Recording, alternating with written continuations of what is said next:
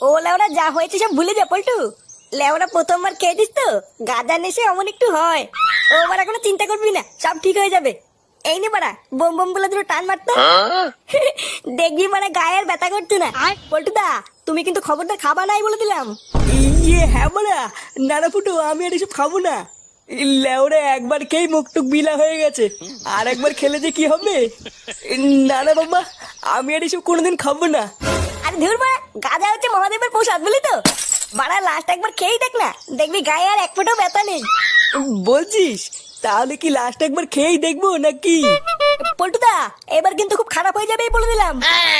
কান কি ছেলে, বড় বালছেনা মিনিস্টার এলো রে। নে পল্টু, তুই মেরে দে।